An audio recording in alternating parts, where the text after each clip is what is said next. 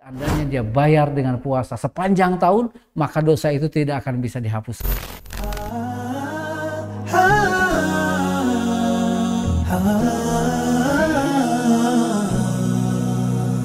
Ramadan Kareem Kareem Kareem.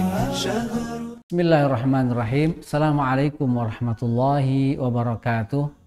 Alhamdulillah wassalatu wassalamu ala Rasulillah Muhammadin bin Abdillah wa ala alihi wa ashabihi wa mawalah, amma ba'd. Faqad qala Allah Ta'ala fi kitabihil karim, a'udzu billahi samil alim minasyaitonir rajim. Ya ayyuhalladzina amanu kutiba alaikumus siyam kama kutiba alal ladzina min qablikum la'allakum tattaqun. Shadaqallahul azim.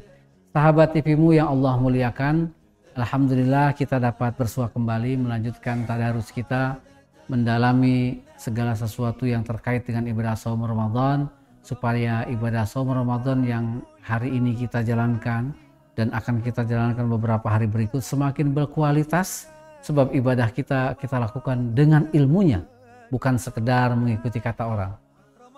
Sahabat TV-mu rahimakumullah, pada kali ini kita akan membahas tentang hal-hal yang membatalkan ibadah saum Ramadan. Kalau kita merujuk kepada pembahasan sebelumnya tentang makna saum itu, ya secara istilah adalah menahan segala sesuatu yang dapat kita konsumsi, ya, ataupun menahan segala sesuatu yang merupakan kebutuhan jasmani dari mulai terbitnya fajar sampai tenggelamnya matahari. Nah, kalau kita melakukan itu berarti ibadah saum kita batal, artinya tidak sah, ya.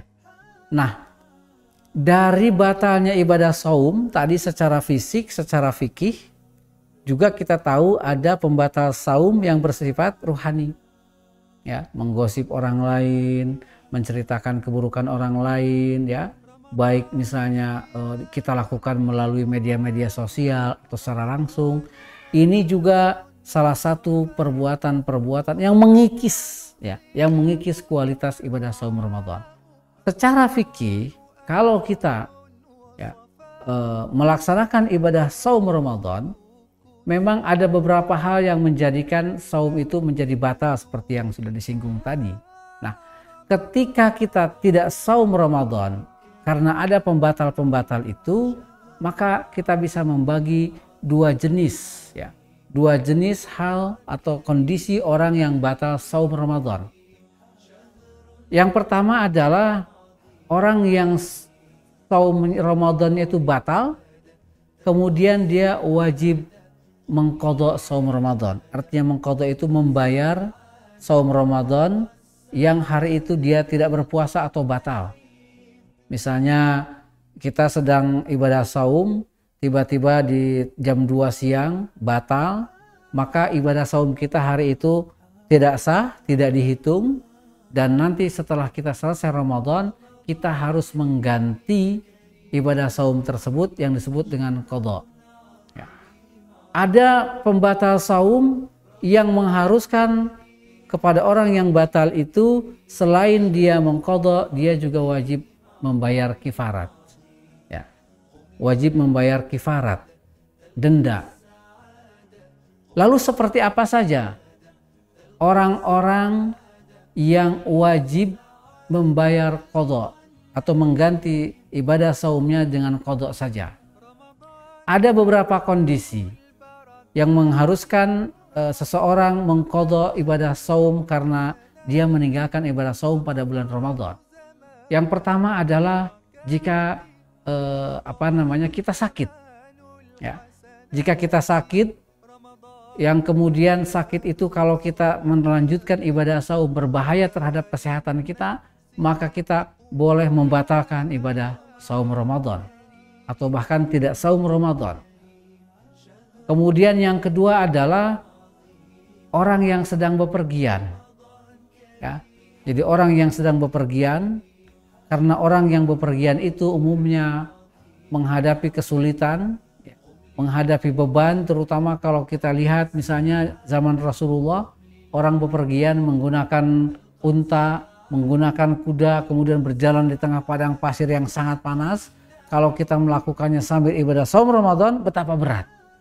Nah, kondisi seperti ini jika kita temukan juga hari ini, kita bepergian dengan susah payah, dengan segala macam kesulitannya, maka kita boleh membatalkan ibadah saum kita dan wajib membayarnya di luar Ramadan.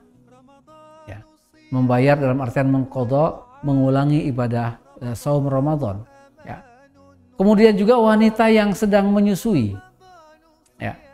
Wanita yang sedang menyusui, ya, yang setelah keluar Ramadan dia sudah dalam keadaan sehat, bayinya sudah bisa dilepas, maka dia wajib membayar ibadah saum tersebut dengan membayar qadha, mengganti qadha.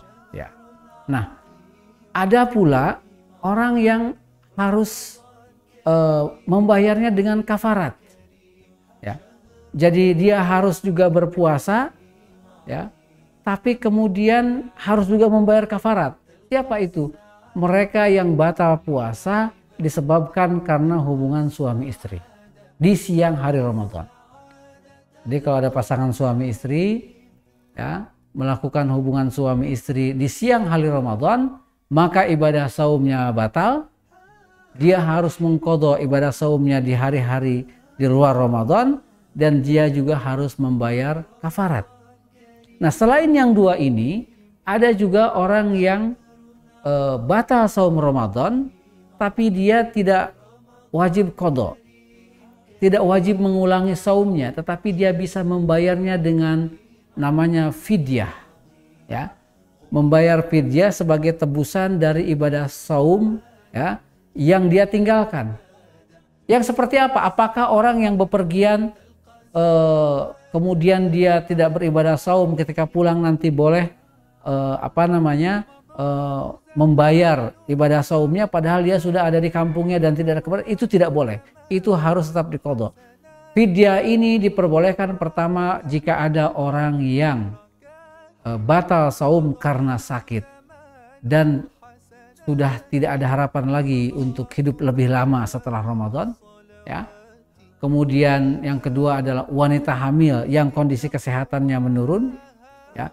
Kemudian orang yang punya profesi bekerja yang pekerjaannya sangat berat dan tidak mungkin dilakukan kalau dalam keadaan saum. Misalnya mungkin supir angkutan berat, ya, atau mungkin mereka yang mengoperasikan mesin-mesin berat yang memang sepanjang tahun pekerjaannya yaitu, gitu ya. Jadi nanti di Syawal, di Ramadan, di bulan apapun dia tetap pekerjaannya itu dan dia tidak mungkin mengqadha ibadah saumnya. Nah, mereka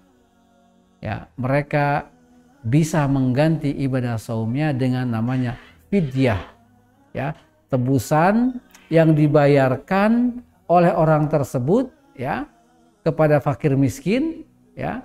Kemudian juga dia bisa terbebas dari kewajiban itu dan terbebas dari dosa karena meninggalkan ibadah saum Ramadan. Adapun orang yang membatalkan saum Ramadan karena disengaja tanpa ada halangan apapun, dia dengan sengaja membatalkannya. Kalau membatalkannya karena menentang, saya tidak yakin ibadah saum ini wajib, kemudian dia batalkan puasanya, maka bisa kufur. Tapi kalau dia meninggalkan ibadah saum Ramadannya karena misalnya saya kehausan, haus saja, tapi dia masih mampu membatalkan, maka dia dosa sangat besar dan dia wajib bertaubat kepada Allah Subhanahu wa taala. Sebab kata Rasulullah, kalau orang yang sengaja membatalkan ibadah saum Ramadan padahal dia mampu, seandainya dia bayar dengan puasa sepanjang tahun, maka dosa itu tidak akan bisa dihapuskan. Kecuali tadi orang-orang yang batal saum Ramadan karena beberapa kondisi seperti disebutkan dalam surat Al-Baqarah, "Fama kana minkum maridun aw 'ala safarin fa'iddatun min ayyamin ukhra wa 'alal ladzina yutiqunahu fidyatun ta'amu miskin." Demikian yang dapat kami sampaikan pada kesempatan ini, mudah-mudahan bermanfaat dan mudah-mudahan juga menambah pengetahuan kita tentang ibadah saum dan hal yang membatalkan serta apa konsekuensi yang membatalkan ibadah saum. Mudah-mudahan bermanfaat. Jaga kesehatan dan jaga iman. Wassalamualaikum warahmatullahi wabarakatuh. رمضان كريم كريم كريم شهر